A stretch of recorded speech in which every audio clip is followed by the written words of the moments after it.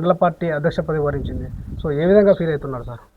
అంటే మేము మా గుండెలో కాంగ్రెస్ పార్టీ అంటే నాన్న తండ్రి ఎంత జలమిస్తారో కాంగ్రెస్ పార్టీ కూడా ఆ విధంగా మాకు గుండె అంకితం. గారి నాయకత్వాన్ని స్వాగతం పలికేది, కాంగ్రెస్ పార్టీ జెండాకు స్వాగతం పలికేది ఎప్పుడైనా. కాబట్టి మేము దాదాపు నేను ఫస్ట్ మా పెదనాయన సర్పంచ్, దాని తర్వాత మేము రాజకీయాలు వచ్చినాం. ఇక్కడ స్టార్ట్ మాది 96 నుంచి 96లో మా ఊరు గాడిపోయినాయి. పెద్ద ఊరు గర్భిణీ లేడీస్లు ఇల్లు డెలివరీ అయితే నాకు కేవలం చేసేపట్లో మేము మంచాల మీద ఉయ్యాల కట్టుకుని ఎత్తుకుపోయేది. అలాంటి ఎప్పుడు అది ఈ చెప్పండి, మీ ఎమ్మెల్యే గారి గురించి చెప్పాలనుకుంటే మీరేం చెప్తారు సార్ ఒక మాట? మా ఎమ్మెల్యే గారు ఏ చెప్పినా మంది వీళ్ళ వాళ్ళలాగా ఫౌజులు కాదు మా ఎమ్మెల్యేది. ఏది మాట్లాడినా ఎవరికి ఇంత కూడా మాట్లాడుకున్నా మా ఎమ్మెల్యే గారు ఏమైనా సమస్యలు వచ్చి కూర్చోబెట్టి మాట్లాడతారు. పోత కారు అడ్డం ఇటు చేయడం చేసినా కారు ఆపి ఏం సమస్య అయినా పెడతారు. అది మా ఎమ్మెల్యే గారి పాలసీ. దీంతో ఏం చేస్తాం కాబట్టి ఖచ్చితంగా 11 కాంగ్రెస్ పార్టీ గెలిచిపోతుంది. జెడ్పీటీసీ గారు అత్యధిక మెజార్టీ గెలిపోతుండు. అబ్బరు ఇంకోటి చెప్పాలంటే అన్ని మండలాలకు నాయకులు, చాలా నాయకులు. మా మండలానికి మేము ఇద్దరం ఒక 5 ఉన్నాం నాయకులు. ఇప్పుడు మా పెద్దిరెడ్డి అన్న కానీ, మా జిల్లా నాయకుడు సాగర్ అన్న కానీ, శేఖర్ కానీ, మా మాజీ నాకన్నా ముందు చేసిన ఆయన పార్టీ అధ్యక్షుడు కృష్ణ నాయక్ కానీ, మేము కానీ, ఇంకా మా లోకల్ సర్పంచ్లు కానీ, భగవాన్ నాయక్ కానీ అందరితో కలుపుకొని ఖచ్చితంగా జడ్పీటీసీ కూడా మేమే నెక్కుతాం, ఎంపీపీ కూడా మేమే నెక్కుతాం, ఎంపీటీసీ కూడా మేమే నెక్కుతాం. లాలు నాయక్ ఈ 2 ఎంపీపీ బరిలో కానీ జడ్పీటీసీ బరిలో కానీ ఉండే అవకాశం ఉందా? మీ అభిమానులు కానీ, మీ గ్రామస్తులు కానీ, ఏమైనా మీ కార్యకర్తల నుంచి ఆ డిమాండ్ ఉందా? రైట్, మాకు ఎంపీ కానీ జడ్పీ కానీ ఉండాల్సిందే. మేము క్యాండిడేటే, మాకు సార్ కూడా ఇదే క్యాండిడేట్ పరికిచ్చారు. కాబట్టి సరే ఇప్పుడు పార్టీ వచ్చింది కాబట్టి ఇది చూసుకోండి. తర్వాత అవకాశం సార్ ఏమైనా ఇస్తే జడ్పీటీసీ కానీ ఎంపీపీ కానీ సార్ అవకాశం ఇస్తే ఖచ్చితంగా చేస్తాం. మా ఎమ్మెల్యే గారు అవకాశం ఇస్తే ఖచ్చితంగా చేస్తాం. ఖచ్చితంగా పోటీలో ఉంటాం. Welcome to express TV.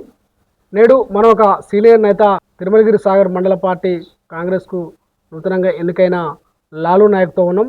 ప్రస్తుతం వారు రాజకీయ జీవితంలో ఎటువంటి పదవులు అనుభవించారు, వారి జీవిత ప్రయాణంలో ఎటువంటి అవకతవకలను ఎదుర్కొంటూ ఈ ప్రజా జీవితాన్ని గడుపుతున్నారో వారిని స్వయంగా అడిగి తెలుసుకుందాం. నమస్తే సార్. నమస్తే. కంగ్రాచులేషన్స్. మీకు ముందుగా కాంగ్రెస్ పార్టీ మళ్ళీ ఒక అవకాశం కల్పించింది. ఓ సీనియర్ నేతగా మీకు మండల పార్టీ అధ్యక్ష పదవి వరించింది. సో ఏ విధంగా ఫీల్ అవుతున్నారు సార్? అంటే మేము మొదటి నుంచి మా తాత తండ్రి కాల నుంచి కూడా కాంగ్రెస్ పార్టీ అంటేనే మాకు ఒక అంకితం. మా గుండెలో కాంగ్రెస్ పార్టీ అంటే నాన్న తండ్రి ఎంత జలమిస్తారో కాంగ్రెస్ పార్టీ కూడా ఆ విధంగా మాకు గుండె అంకితం. కాబట్టి ఎప్పుడైనా మేము జానారెడ్డి గారి నాయకత్వాన్ని స్వాగతం పలికేది, కాంగ్రెస్ పార్టీ జెండాకు స్వాగతం పలికేది ఎప్పుడైనా. కాబట్టి మేము దాదాపు నేను ఫస్ట్ మా పెదనాయన సర్పంచ్, దాని తర్వాత మేము రాజకీయాలు వచ్చినాం. ఇక్కడ మా మామయ్య చింతనాయక ఉన్నాడు, ఆయన మాజీ సర్పంచ్గా ఉన్నాడు. దాన్ని ఎమ్మటి మనం రాజకీయాలు రక్షించినాం. 1996 నుంచి మేము రాజకీయం స్టార్ట్ మాది. 96లో మా ఊరు గాడిపోయినాయి. పెద్ద ఊరు ఉంది, అప్పుడు గాలిపోయింది. అప్పుడు ఊరు గాలిపోతే ఎట్లా వచ్చిందంటే 125 గవర్నమెంట్ బిల్డింగ్లు ఇల్లు ఇచ్చినాయి.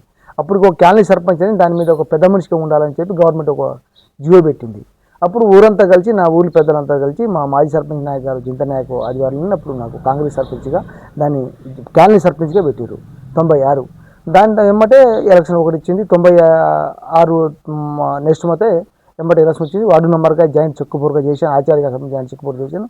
అప్పటి నుంచి దాని తర్వాత మళ్ళీ వాటర్ షెడ్ అని వచ్చింది. ఇప్పుడు వాటర్ షెడ్లో RID వాటర్ షెడ్లో చైర్మన్గా చేశాను. దాని తర్వాత మళ్ళా మన ఫారెస్ట్ కమిటీ చైర్మన్గా చేశాను. దాని తర్వాత మళ్ళీ సర్పంచ్గా ఎన్నికయ్యాను. మళ్ళీ యునానిమస్గా సర్పంచ్. అప్పుడు 3 ఊర్లు, తిమ్మాయపాలెం, చెన్నాయపాలెం, తురుగుతురం 3 ఊర్లకు సర్పంచ్గా అప్పుడు యునానిమస్గా ఇచ్చి సర్పంచ్ నాకు. ఇన్ని రోజుల నుంచి కూడా మేము జానారెడ్డి గారి నాయకత్వానికి స్వాగతం పలికిపోతుండ్రు. కాబట్టి ఆ విశ్వాసం, మా మీద నమ్మకం ఒకటి జానారెడ్డి కుటుంబానికి.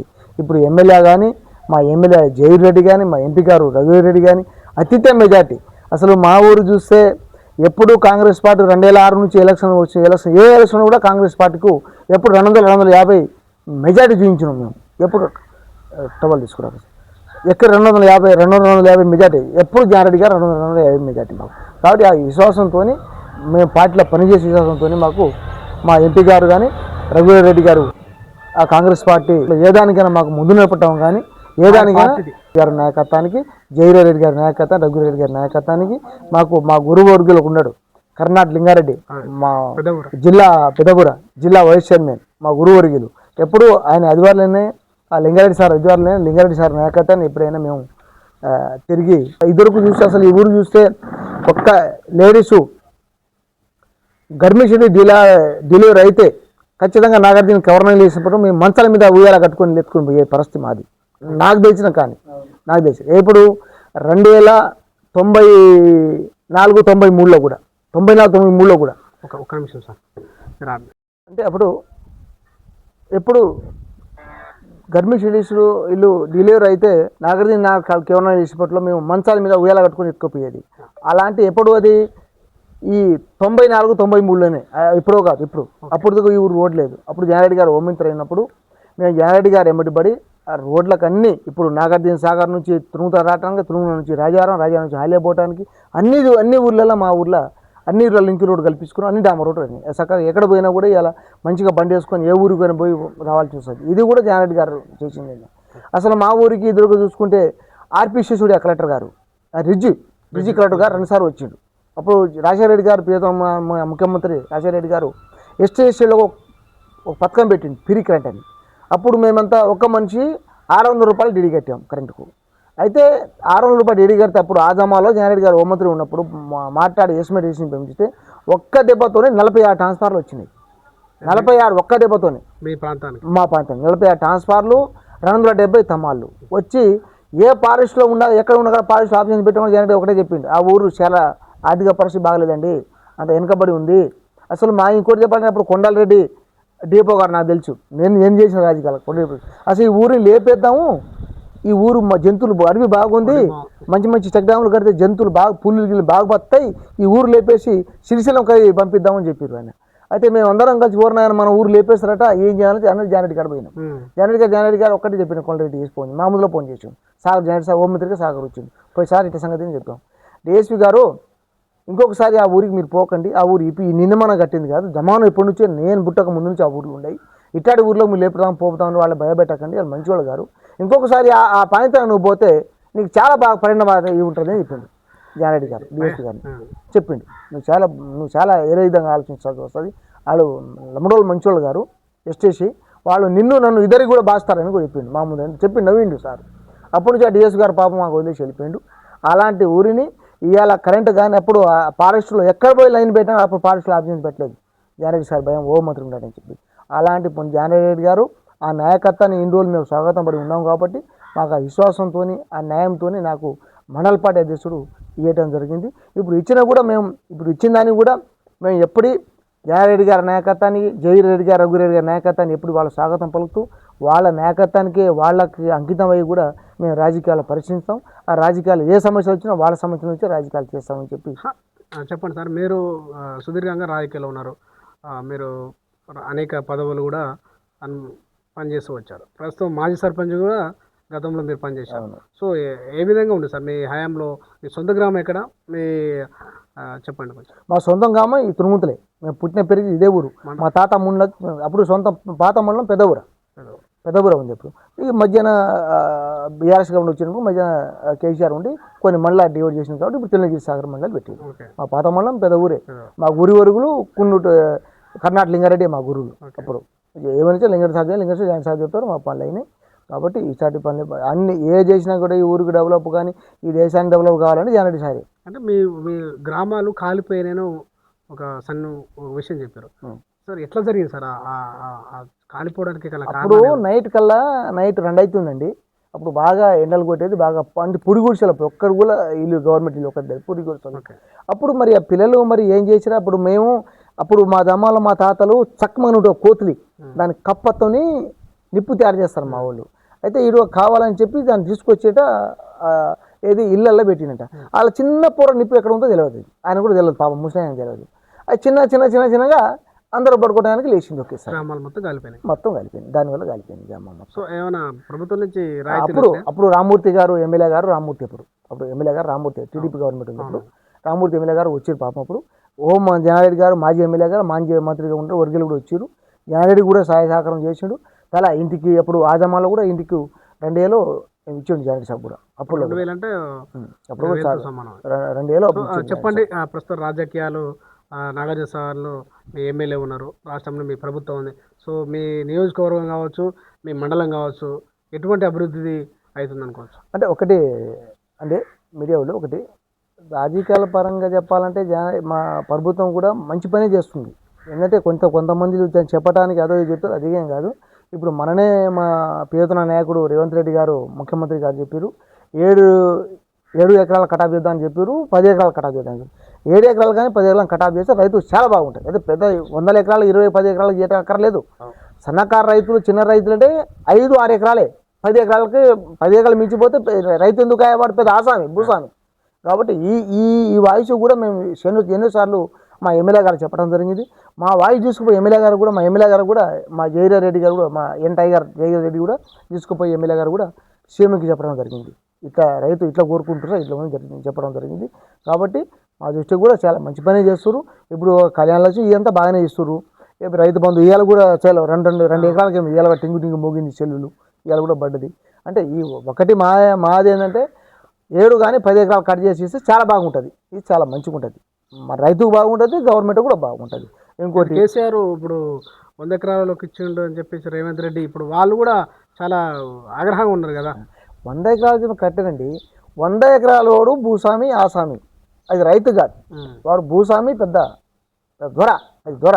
ఇప్పుడు కేసీఆర్ ఎట్లా 100 ఎకరాల ఫామ్ హౌస్ ఏదైనా కట్టుకుంటూ మన పేదల పైసలతోని, అందరు పేదల పైసలతోనే కదా 100 ఎకరాల ఫామ్ హౌస్ కేసీఆర్ కట్టుకుంది. ఆయన సొంత పైసలు కాదు, వాడిని పంట పండించి రాలేదు, మన లేక కష్టం చేసి దున్నిచి పారబట్టుకొని బురదలో పనిచేసి రాలేదు, మన సొమ్ముతోనే కట్టించుకుంది.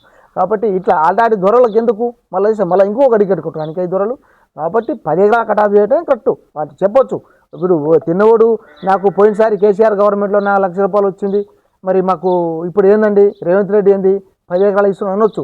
ఎందుకు ఇవ్వాలి 4 లక్షల రూపాయలు? నువ్వు దొరేనే 100 ఎకరాలు వచ్చి దొరే, మళ్ళీ నీకేం దొర చేయాలి, ఇంకా దొర చేసుకుంటూ పోవాలా?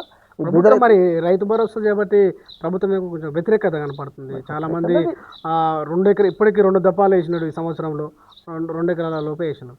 మరి 5 ఎకరాలు ఉన్న వరకు కూడా వేయలేదు. అవును. సో ఇది ప్రభుత్వానికి మీకు రేపు వ్యతిరేకత పెరిగే అవకాశం లేదా?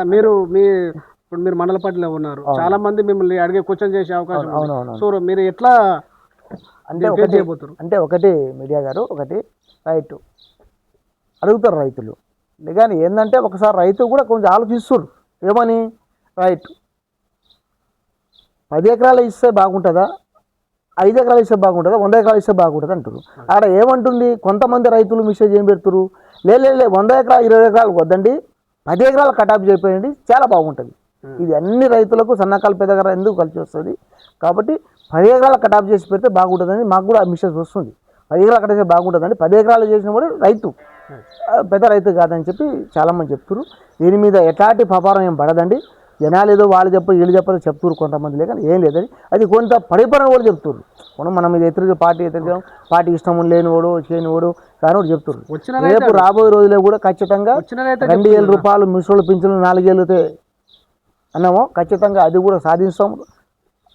4,000 రూపాయలు చేస్తాం, ఖచ్చితంగా చేస్తాడు మా ముఖ్యమంత్రి గారు, చేస్తాడు మా ఎమ్మెల్యే గారు చేస్తారు. 4,000 రూపాయలు చేస్తాం ఖచ్చితంగా. 2,000 రూపాయలు మహిళకైతే ఆ రోజు ఏదైతే 2,000 రూపాయలు బస్ ఫీరీ పెట్టాం, ఇవాళ గ్యాస్ ఫీరీ ఇస్తున్నాం. సన్న బియ్యం అసలు ఎప్పటికైనా రైతు మనం ఎప్పుడైనా సన్న బియ్యం తిందామని అనుకున్నామో అనుకోలేదు. కాబట్టి అది అనుకోకుండా పార్టీ పెట్టింది, అనుకోకుండానే గవర్నమెంట్ డిసైడ్ చేస్తుంది, దాన్ని రేవంత్ గారు చేస్తుంది. రేపటి రోజు కూడా ఖచ్చితంగా మేము 2,000 రూపాయలు ఖచ్చితంగా ప్రతి మహిళకు 2,000 రూపాయలు చేద్దామని ప్రయత్నం ఇస్తున్నారు. మననే కూడా మేము పని మీద మన కొంగళి శ్రీనివాసరెడ్డి సార్ మంత్రిని కలాల్సింది పోయితాం. మేము ఏది మా ల్యాండ్ మీద కలిసినాం, మా ఎమ్మెల్యే గారు కలిసారు, మేము పోయినాం. చెప్పారు కూడా ఈ సంగతి కూడా చెప్తే కరెక్టే, మంచి మాట్లాడారండి మీరు జయీర్ గారు, మంచిది. ఇది 2,000 రూపాయలు మహిళకి ఇవ్వాల్సిందే, దాన్ని చేసే ప్రయత్నం చేస్తున్నాం, త్వరలోనే పెడతామని కూడా చెప్పారు. మరి ఇటుకన దాన్ని చేసేది ఇప్పుడు మసూ చెప్పడానికి మన పొలం కాడ పోయినప్పుడు చాలా మాట్లాడతాం, చేసిన ఆయనకు తెలుస్తుంది కదా, పారపడుకొని పని చేసిన ఆయనకు తెలుస్తుంది కదా. కాబట్టి ఇప్పుడు అప్పటికే గవర్నమెంట్ చాలా లాస్లో ఉంది. కేసీఆర్ ఇప్పటికే చాలా అనేకమైన పైసలు ఖర్చు పెట్టి 2-3 పెద్ద పెద్ద డ్యాములు కట్టి ఆ డ్యాములు కూలిపోవటం, ఇప్పుడు కాళేశ్వరం ప్రాజెక్టు ఏమవుతుంది, అన్ని కూలిపోవడం చేయడం ఇప్పుడే చాలా ఖర్చు పెట్టిండు. మనం అది ధనిక రాష్ట్రం ఉందానికైనా అప్పులు పాలు చేసిండు కేసీఆర్. ఆడికి ఇంకా అప్పు పావద్దు. సంక్షేమం చేయలేదా? కేసీఆర్ కూడా చేసిండు పాపం. అసలు చేయలేదు ఆయన కూడా అనవద్దు, అసలు చేయలేదు ఏం చేయలేదు అనవద్దు. ఆడు కూడా చేసిండు, ఆయన పోసిన కాదు వాడు చేసిండు. అసలు చేయలేదు ఎందుకంటే ముఖ్యంగా మీ గిరిజనులకు చాలా మంది గిరిజన తండాలు నూతన గ్రామ పంచాయతీలు చేశారు. చాలా మంది గిరిజనులకు ప్రభుత్వంలో అవకాశాలు కల్పించారు. ఇంకోటి ఇది మీకు గిరిజన నాయకుడిగా మీకు దీన్ని స్వాగతిస్తురా? కనీసం గిరిజన తండాలకు అని చేయటం, గిరిజనులకు అసలు గిరిజన వాళ్ళకు అవకాశం కలిగించింది ఇందిరమ్మ. గిరిజన వాళ్ళకు అవకాశం కలిగించింది ఇందిరమ్మ. గిరిజన వాళ్ళకు రిజర్వేషన్ పెట్టకపోతే ఇలా గిరిజనులు ఏ పక్కన పడి ఉండేవాళ్ళం మనం. ఆ రోజు కాంగ్రెస్ గవర్నమెంటే కదా గిరిజనులు రిజర్వేషన్ పెట్టింది. ఇందిరమ్మ చేసింది కదా పుణ్యం. దానిపై డివైడ్ చేసిండు. అలా 2 విధాలుగా ఉంది, లాభం ఉంది నష్టం ఉంది. ఏదో నష్టం ఎట్లుంది లాభం ఎట్లుంది. ఇప్పుడు గిరిజన తండా అనుకో, గిరిజన తండాలు నూతన గ్రామ పంచాయతీలు చేసినండి. కొన్ని 300 ఉన్నాయి. ఇప్పుడు ఇక్కడ మారుమూల ప్రాంతంలో మీ ఊరు ఉంది, దీని ఒక 5 కిలోమీటర్ అవుతున్న గ్రామ పంచాయతీలో విలీనం ఉండే. ఇప్పుడు మీ గ్రామ పంచాయతీ మీకే అయింది. సో మీ పాలన మీకు వచ్చేసింది, మీ అభివృద్ధి మీకు జరుగుతుంది. సో దీన్ని కేసీఆర్ మంచి చేయలేదంటారా మీరు? ఇక్కడ అంతే కదా, 2 విధాలు లాభం నష్టం లాభం ఉందండి. ఒక ఏదైనా గిరిజన తండాలు అక్కడ కొంచెం రెడ్డిస్ కానీ ఈ కులాలు ఏరే కులాలు కలిసి ఉన్న కానీ రిజర్వేషన్ ఎస్టీకి వస్తుంటే లాభమే ఉంది. సరే మానవుడు ఎవరో ఒకరు సర్పంచ్ చేస్తుంటారు దాన్ని. ఇంకోటి ఏంటంటే చిన్న చిన్న తండాలు కూడా చేయటం చాలా. ఇప్పుడు ఇక రాగడప 2 ఊర్లు ఉండేవి, రాగడప పెద్దాన్ని చింతండి ఒక్కటే ఊర్లు సేమ్ ఈ ఊర్లాగానే. ఈ ఊర్లోనే 2 చేసిన భాస్కరరావు. ఇట్లా చాలా నష్టం జరుగుతుంది కొన్ని ఊళ్ళలో. ఇప్పుడు ఇదే ఊర్లో 2 గ్రామ పంచాయతీ 250 ఓట్లకు 180 ఓట్లకు గ్రామ పంచాయతీ చేయాలంటే ఏం చేయగలుగుతారు? మా సర్పంచ్ పిచ్చేది ఇప్పుడు ఆవుతో యువతలో పెట్టి బర్రెలో గూడలో దూడలో పొలంలో గిలం పెట్టి పోటీకి వాళ్ళ పెట్టి పోటీ పెడుతుంది. నష్టం పెట్టినట్టే కదా. అది పెద్ద గ్రామ పంచాయతీ ఉన్నట్టయితే రైట్ చేస్తున్నాం అన్నట్టు కట్టే. పెద్ద కాబట్టి మాత్రం డబ్బులు పోటీ దిగుతారు. కాబట్టి ఇట్లా కొంచెం ఇదే అది చెప్పేది, ఇదే కొంచెం నష్టం ఉంది లాభం ఉంది కూడా అంటున్నా. వాడు ముఖ్యమంత్రి గారు మాజీ ముఖ్యమంత్రి కేసీఆర్ చేసిన దాన్ని కూడా తప్పైనా మంటలేము. కొన్ని వాడు కూడా తప్పులు చేసినందుకనే కదా జనాలు దాన్ని సరిపోను చెప్పింది. ఇప్పుడు 2-3 ఎలక్షన్ పెట్టు కేటీఆర్ మన ఏదో మాట్లాడిండు, చేసి అది మాట్లాడే నిన్న గ్రామ పంచాయతీ ఎలక్షన్ తిప్పి కొట్టింది కదా, మున్సిపాలిటీ ఎలక్షన్ జనాలు సరిపోని ట్రీట్మెంట్ ఇచ్చింది కదా. ఇప్పుడు రేపు జడ్పీటీసీ ఎంపీటీసీ ఎలక్షన్ పెడతాం, అప్పుడు ఖచ్చితంగా కాంగ్రెస్ పార్టీ లింగుద్ది. మీరు నాగార్జున సాగర్ నియోజకవర్గం కూడా దాదాపు ఒక 30% గ్రామ పంచాయతీలు బీఆర్ఎస్ గెలిచింది. సో దాన్ని ఏ విధంగా అంటే అది ఒకటి అన్నగారు, 30% బీఆర్ఎస్ గెలిచిందంటే మా నాగార్జున సాగర్లు అంటే అక్కడ వ్యక్తిని బట్టి ఉంటుంది. ఇప్పుడు మనం ఇద్దరం పోటీలో దిగబడుతున్నాం. దిగబడినప్పుడు ఒకటేమో కొంచెం సరే ఇక గ్రామ పంచాయతీ అనేది పార్టీ పరంగా చూడరు కదా, వ్యక్తి పరంగా చూస్తారు. గ్రామ పంచాయతీ వ్యక్తి పరంగా చూస్తుంది. ఏ వ్యక్తి మంచోడు, ఎవరు అన్న మంచోడా, అన్న మంచోడు ఈ అన్న వ్యక్తి పరంగా చూస్తారు. కాబట్టి దాని పరంగా గ్రామ పంచాయతీ ముందు కొనసాగుతాం కానీ గ్రామ పంచాయతీ జెండాల పరంగాను పార్టీ గుర్తు పరంగా లేదు కదా. వచ్చే ఎలక్షన్ పార్టీ పరంగా వాళ్ళ నిగితే రైట్ అనుకోవాలి మనం. అలాగే 30% బీఆర్ఎస్ వాళ్ళు నిగిదారు అనుకో రైట్, మా ముందు ఆ పార్టీ బతికే ఉందని అనుకోవాలి. రేపు జడ్పీటీసీ ఎలక్షన్లో అది పార్టీ గుర్తు వచ్చేది, ఈ సర్పంచ్ పార్టీ గుర్తు కాబట్టి లేదు కాబట్టి దీన్ని వ్యక్తికరంగా కాబట్టి ఎవరి మంచి వ్యక్తి ఉంటే వాళ్ళకి ఓటు చేయాల్సి జనాలు ఓటు చేసి. ఇప్పుడు సార్ అది ప్రస్తుతం మీ గ్రామం, మీ మండలం, జిల్లా హెడ్ క్వార్టర్ కావచ్చు, మీ నియోజకవర్గ కేంద్రానికి కావచ్చు, చాలా దూరంగా మారుమూల కొండల ప్రాంతంలో ఉంది. సో ఇక్కడ మేము చూసిన వరకు అయితే రోడ్డు వ్యవస్థ చాలా దీన వ్యవస్థలో ఉంది, రాకపోకలకైతే చాలా ఇబ్బంది. మీ హయాంలో మీరు మండల పార్టీ నాయకత్వం మొన్ననే మీ ముఖ్యమంత్రి హ్యామ్ రోడ్ల నిర్మాణం మన నల్గొండలో ప్రారంభించిపోయారు రాష్ట్రంలో. సో మీ గ్రామాల, మీ తండాల నుంచి జిల్లా హెడ్ క్వార్టర్ల దాకా, మండల హెడ్ క్వార్టర్ల దాకా డబుల్ రోడ్లు చేసే అవకాశం ఉందా? మీరు దాని మీద ప్రపోజల్ తీసుకుపోతురా? అంటే ఒకటి మీడియా గారు, ఇప్పుడు మా దగ్గర ఇది పెద్దబూర చింతపల్లి టు అడుగుదలపల్లి ఒకటి రోడ్డు, ఓకే రోడ్డు ఉంది. ఇంకోటి ఇటు బుట్లపల్లి నుంచి ఇట్లా పులిచెర్ల నుంచి ఇట్లా క్రాస్ రోడ్ ఒకటి వస్తుంది. మరి ఇట్లా డొక్కలబాయ నుంచి మిరాలగూడ నిలనూరు ఒక మన తిప్పరాం ఒకటి వెళ్తుంది. ఇవన్నీ కూడా ఆల్రెడీ మన ముఖ్యమంత్రి నల్గొండలో శంకుస్థాపన చేసి 607 మీటర్స్ చేసిండు, 1400 కోట్లకి చేసినప్పుడు అన్నీ మా ఎమ్మెల్యే గారు మా కాన్సెప్ట్ ఎక్కడెక్కడ రోడ్లు ఉన్నాయో, ఆర్ఎంపీ రోడ్లు ఎక్కడెక్కడ ఉన్నాయో అన్నీ రాసుకుపోయిండు చూసి టీవీలో కూడా మా ఇప్పుడు చూస్తుంది. డైరెక్ట్ మా ఎమ్మెల్యే గారు స్వయంగా ముఖ్యమంత్రి చేతిలో పెట్టిండు. ఇవన్నీ మాకన్నీ అడిగిండు, ఎక్కడెక్కడ ఏముందని అడిగిండు. అన్నీ మా ఎమ్మెల్యే గారు అన్నీ వివరించి చెప్పాము. మేము మా మండలం కానీ, పెద్దగూడెం మండలం కానీ, ఆలెం మండలం కానీ, ఇంగళనూరు కానీ, తిప్పరాం కానీ ఇవన్నీ వివరించి చెప్పాము. 2 మున్సిపాలిటీలు అన్నీ ఎన్ని ఎక్కడెక్కడ ఏముండేవో అనేది అన్నీ వివరించి చెప్పాము. ఖచ్చితంగా ఇవి కూడా తీసుకుపోయి ఎమ్మెల్యే గారు ముఖ్యమంత్రి చేతులు పెట్టి రోడ్లు అయితే వేపిస్తుంటారు. ఖచ్చితంగా వేపిస్తాం. ఇప్పుడు చాలా ఇప్పుడు వర్షాల కాలం వచ్చింది కాబట్టి వాస్తవంగా రోడ్డు కొంచెం డ్యామేజ్ ఉంది. నాటపురం రోడ్డు కొంచెం డ్యామేజ్ 1-2 సార్లు ఎమ్మెల్యే గారు చెప్పాం. ఇది ఖచ్చితంగా అవుతుంది. లేదు ఆర్ఎంపీ రోడ్డుగా ఒక లేట్ పడుతుంది. ఇప్పుడు ఏమైనా మనం అది వస్తుంది ఇది వస్తే 2 దిగ్గలు పెడితే కాదు ఇది అవుతుంది. కాబట్టి ఆర్ఎంపీ రోడ్డు పెద్ద రోడ్డు అవుతుంది అని కూడా మనం కూడా చెప్పింది మా ఎమ్మెల్యే గారు. ఖచ్చితంగా మా యువ నాయకుడు అండి, మా ఎమ్మెల్యే గారు యువ నాయకుడు, ప్రజల పట్ల మాట్లాడే నాయకుడు, ప్రజలతో ఉండే నాయకుడు. ఖచ్చితంగా మా ఎమ్మెల్యే గారు యువ నాయకుడు కాబట్టి ఖచ్చితంగా మా ఎమ్మెల్యే గారు ముందుకు కొనసాగుతారు. ఎమ్మెల్యే గారు ఉన్నారు, మీకు ఎంపీ గారు ఉన్నారు, రాష్ట్రంలో కీలకంగా పాత్ర ఉన్నాడు జయనారెడ్డి గారు కూడా. మీకు 3 నాయకులు మీ అందుబాటులో ఉన్నారు. సో 3 నాయకులు అందుబాటులో ఉన్నప్పుడు ఇప్పుడు ప్రస్తుతం తిరుమల సాగర్ నుంచి చుట్టుపక్కల ఉన్న ఒక 20 గ్రామ పంచాయతీలకు రోడ్ల పరిస్థితి అయితే అత్యంత మాత్రంగా ఉంది. ఉన్న రోడ్లు కూడా గుంతలతో ఉంది. సో మీకు నిజంగా సార్ ఇప్పుడు మహిళలకు మహాలక్ష్మి పథకం అని చెప్పేసి రాష్ట్రం మొత్తం నడుస్తుంది. మీ తండా ప్రజలకు బస్సు సౌకర్యం ఉందా?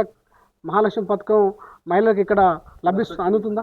ఒకటే అండి, ఈ గ్రామాలకు మహాలక్ష్మి పథకం బస్సు సౌకర్యం అంటే ఇదివరకు బస్సు వచ్చేది. ఇప్పుడు ఎట్లా అయిందంటే కొంచెం ఆటోలు ఎక్స్ట్రా పెరిగినాయి, బండ్లు 2 వీలర్ బండ్లు ఎక్స్ట్రా పెరిగినాయి. కాబట్టి ఇట్లా బస్సు పెట్టాలంటే మొన్న ఒక అడిగడ 2 పెట్టించినాం బస్సును, అందరూ పెట్టించినాం. పాపం వారు ఒక వారంలో నడిపించిండు, వాళ్ళు ఎక్కేవాడే లేడు. అందరూ ఆటోకి వెళ్తారు, బండి మీదకి వెళ్తారు.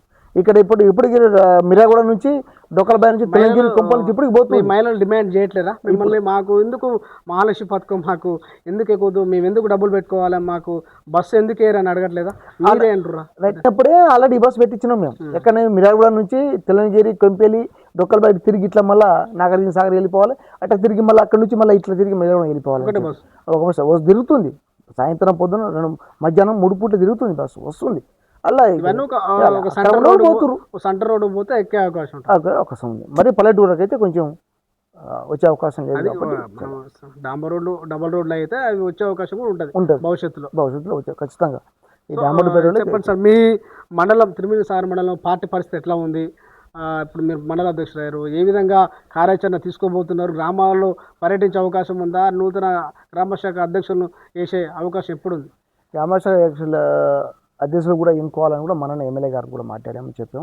అదే కొంచెం టైం ఉంది, లేదు చెప్తామని చెప్పిండు, చెప్తామని చెప్పిండు. కాబట్టి త్వరలోనే గ్రామశాఖ అధ్యక్షులకు త్వరలో ప్రతి ఊరు తిరుగుతాం. ప్రతి ఊళ్ళో అది కూడా పార్టీకి ఎవరైతే కష్టపడి ఉన్నారో అందరూ 10 మంది ఆ ఉన్న నాయకులతో కలిసి వాళ్ళతో మాట్లాడి గ్రామశాఖ పార్టీ పరంగా కూడా వాళ్ళ దేశం కూడా ఎన్నుకుంటాం, పెట్టుకుంటాం. త్వరలో తెలంగాణ సాగర్ని త్వరలో మననే మా సర్పంచ్ అందరం మూట అంతా నాకు అడగటం జరిగింది. నాకు సన్మానాలు కూడా చేశారు నాకు సర్పంచ్ అందరూ. అప్పుడు కూడా మాట్లాడాను. ఖచ్చితంగా త్వరలో మా ఎంపీ గారు ఎమ్మెల్యే గారు దృష్టికి తీసుకెళ్ళి తెలంగాణ సాగర్ను ఎక్కడెక్కడైతే లోటుపాటు ఉన్నాయో, ఎక్కడైతే పనులు వెనుకబడి ఉన్నాయో, కొన్ని మా పట్టాలు కొన్ని ల్యాండ్స్ కొన్ని ఇబ్బందిగా ఉంది, ఆ ల్యాండ్స్ కూడా మననే మా ఎమ్మెల్యే గారు మననే కలెక్టర్ సాబ్తో మాట్లాడటం జరిగింది. కోంగ్రెస్ శ్రీనివాసరెడ్డి మంత్రి గారితో మాట్లాడటం జరిగింది, రెవెన్యూ మంత్రితో మాట్లాడటం జరిగింది. కాబట్టి ఇవన్నీ చేయిస్తాం, ఖచ్చితంగా చేయబోతున్నాం. మేము త్వరలోనే చేయబోతున్నాం. ఖచ్చితంగా అన్ని పనులు చేయిస్తాం. ఆల్రెడీ అన్ని ఎక్కడ ఏముండో అక్కడ అన్నీ చూస్తాం, అన్ని పని చేయిస్తాం. మా జయనారెడ్డి గారి నాయకత్వం, రఘురెడ్డి గారి నాయకత్వంలో అన్ని పని చేయిస్తాం, ముందు కొనసాగుతాం. అన్నింటిలో ముందు ఉండి అన్ని రంగాల్లో ముందు ఉండి చేయగలుగుతామని చెప్పి జనాలు భరోసా ఇస్తున్నాం. మా మీద జనాల విశ్వాసం ఉంది, జనాల మీద మాకు విశ్వాసం ఉంది. చెప్పండి, ఇప్పుడు ఫైనల్గా మీరు మీ చుట్టుపక్కల మీ గ్రామాలకి కావాల్సినటువంటి అభివృద్ధి కార్యక్రమాలు కావచ్చు, ఈ ఊర్లో మీకు గ్రామ పంచాయతీ లేదు, లేకపోతే ప్రభుత్వ కార్యాలయం లేదు అని ప్రభుత్వాన్ని కానీ లేకపోతే మీ ఎమ్మెల్యే గారి దృష్టి గారికి తీసుకుపోయే ఏమైనా కొన్ని సమస్యలు ఉంటే చెప్పండి. మేము అన్నీ ఆల్ టోటల్ ఎక్కడెక్కడ గ్రామ పంచాయతీ లేవో, ఎక్కడెక్కడ అయితే ఈ సెంటర్స్ అంగన్వాడీ సెంటర్స్ లేవో, ఆయా పోస్ట్ ఎక్కడ లేవో ఆల్రెడీ మా ఎమ్మెల్యే గారితో చెప్పాం. ఎమ్మెల్యే గారు ఆల్రెడీ గవర్నమెంట్ తీసుకెళ్ళిండు. ఇప్పుడు ఆ నోటిఫికేషన్ కూడా పడ్డది, వాళ్ళది పడ్డది అని అందరూ అప్లై చేయమని చెప్పాము. అదే ఎవరైతే చదువుకున్న ఎవరైతే అలా పాస్ అవుతారో వాళ్ళకి ఖచ్చితంగా వచ్చే మార్గం చేస్తాం. ఇప్పుడు ఏ ఊర్లో అయితే గ్రామ పంచాయతీ లేవో, ఏ ఊర్లో అయితే అది ఉంటుంది అంగన్వాడీ సెంటర్స్ బిల్డింగ్లు అలాంటివి ఉన్నాయి కదా, అది ఏ ఊర్లో అయితే లేవో, అది కొన్ని ఊళ్ళో కమిటీ హాల్ కొన్ని ఊళ్ళో లేవో అన్నీ ఆల్రెడీ పెట్టించినాం. కొన్ని ఊళ్ళో పనులు నడుస్తున్నాయి, ఆల్రెడీ పెట్టాం, కొన్ని నడుస్తున్నాయి, కొన్ని ఊళ్ళో పనులు నడుస్తున్నాయి. ఆల్రెడీ అన్ని ఊర్లో అది చేస్తూనే ఉన్నాం. అన్ని ఊర్లో మా బాధ్యత అన్నీ ప్రతి ఊర్లో మా పని మేము చేస్తున్నాం కరెక్ట్గా. సో చెప్పండి, మీ ఎమ్మెల్యే గారి గురించి చెప్పాలనుకుంటే మీరేం చెప్తారు సార్ ఒక మాట? మా ఎమ్మెల్యే గారు ఏది చెప్పినా మంది వీళ్ళ వాళ్ళలాగా ఫౌజులు కాదు మా ఎమ్మెల్యేది. ఏది మాట్లాడినా ఇది మాట్లాడు, ఎవరికి ఇంత కూడా మాట్లాడుకున్నా మా ఎమ్మెల్యే గారు ఏమైనా సమస్యలు వస్తే కూర్చోబెట్టి మాట్లాడతారు. పోత కారు అడ్డం ఇట్లా చేయడం చేసిన కారు ఆపి ఏం సమస్య అయినా పెడతారు. అది మా ఎమ్మెల్యే గారు పాలసీ. గింతోడు పోయినా మా ఎమ్మెల్యే గారు విలువిస్తాడు, మాట్లాడతాడు. ఏమైనా సమస్యలు చెప్పినా కూడా ఆ సమస్యలకు ఎమ్మటే ఇస్తారు, ఎమ్మటే ఎవరికి ఫోన్ చేస్తారు. లేకపోతే అక్కడ ఏరియాలో అందుబాటులో లేకపోతే మాకు ఫోన్ చేస్తాడు. పలానా కానీ ఇట్లా వస్తుండు, ఇట్లా పోతూ పలానా దగ్గర ఆఫీసులో ఇట్లా పోయి మాట్లాడాలంటారు. నాకు కానీ మా లీడర్లకు కానీ ఆ ఊరు సర్పంచ్లకు కానీ ఆ ఊరు లీడర్లకు కానీ ఎవరికి అందుబాటు ఉంటారు. ఎవరు ఫోన్ చేసి అందుబాటులోనే మాట్లాడతారు. ఫైనల్గా వచ్చే స్థానిక ఎంపీటీసీ జెడ్పీటీసీ ఎన్నికలు ఇప్పట్లో వచ్చే అవకాశం లేదు. వస్తే మాత్రం గెలుపు ఏ విధంగా ఉండబోతుంది మీ నాయకత్వంలో? మా ఎంపీటీసీ పరిధి 11, తెలంగాణ సాగర్ 11 మేము కాంగ్రెసే గెలుస్తాం. అవతల చెప్పొచ్చు మేము గెలుస్తాం, మాకు బీఆర్ఎస్ ఉంది, అది ఏం కాదండి. జనాలు తమాషగా ఏం లేరు. ఖచ్చితంగా మేము న్యాయం చేయబోతున్నాం, జనాల్ని ఓటర్లు న్యాయం చేయబోతున్నాం, ప్రతి ఊళ్ళో న్యాయం చేస్తాం. కాబట్టి ఖచ్చితంగా 11 కాంగ్రెస్ పార్టీ గెలిచిపోతుంది. జెడ్పీటీసీ గారు అత్యధిక మెజార్టీ గెలిపోతుండు. అబ్బరు ఇంకోటి చెప్పాలంటే అన్ని మండలాలకు నాయకులు, చాలా నాయకులు. మా మండలానికి మేము ఇద్దరం ఒక 5 ఉన్నాం నాయకులు. ఇప్పుడు మా పెద్దిరెడ్డి అన్న కానీ, మా జిల్లా నాయకుడు సాగర్ అన్న కానీ, శేఖర్ కానీ, మా మాజీ నాకన్నా ముందు చేసిన ఆయన పార్టీ అధ్యక్షుడు కృష్ణ నాయక్ కానీ, మేము కానీ, ఇంకా మా లోకల్ సర్పంచ్లు కానీ, భగవాన్ నాయక్ కానీ అందరితో కలుపుకొని ఖచ్చితంగా జెడ్పీటీసీ కూడా మేమే నెక్కుతాం, ఎంపీపీ కూడా మేమే నెక్కుతాం, ఎంపీటీసీ కూడా మేమే నెక్కుతాం ప్రతి ఊళ్ళో. లాలు నాయక్ ఈ 2 ఎంపీపీ బరిలో కానీ జెడ్పీటీసీ బరిలో కానీ ఉండే అవకాశం ఉందా? మీ అభిమానులు కానీ, మీ గ్రామస్తులు కానీ, ఏమైనా మీ కార్యకర్తల నుంచి ఆ డిమాండ్ ఉందా? రైట్, మాకు ఎంపీ కానీ జెడ్పీ కానీ ఉండాల్సిందే. మేము క్యాండిడేటే, మాకు సార్ కూడా ఇదే క్యాండిడేట్ పరికిచ్చారు. కాబట్టి సరే ఇప్పుడు పార్టీ వచ్చింది కాబట్టి ఇది చూసుకోండి. తర్వాత అవకాశం సార్ ఏమైనా ఇస్తే జెడ్పీటీసీ కానీ ఎంపీపీ కానీ సార్ అవకాశం ఇస్తే ఖచ్చితంగా చేస్తాం. మా ఎమ్మెల్యే గారు అవకాశం ఇస్తే ఖచ్చితంగా చేస్తాం. ఖచ్చితంగా పోటీలో ఉంటాం. మా సార్ అవకాశం ఇస్తే ఖచ్చితంగా చేస్తాం. తిరుమలగిరి సాగర్ మండలంలో కాంగ్రెస్ పార్టీ ఎల్లవెల్లలా పార్టీ అభివృద్ధికి కృషి చేస్తూ నాయకత్వానికి ఎప్పుడు కూడా ప్రజలకు అందుబాటులో ఉంటూ ఎమ్మెల్యే జేవీరు సహకారంతో నియోజకవర్గ అభివృద్ధిలో భాగస్వామ్యం అవుతూ రాబోయే అన్ని ఎన్నికలలో కాంగ్రెస్ పార్టీని గెలిపించే దిశగా కృషి చేస్తానంటున్న మండల పార్టీ అధ్యక్షుడు లాలు నాయక్తో నేడు express TV face to face interview. Cameraman బాలుతో రాజశేఖర్, తిరుమలగిరి సాగర్ నుండి.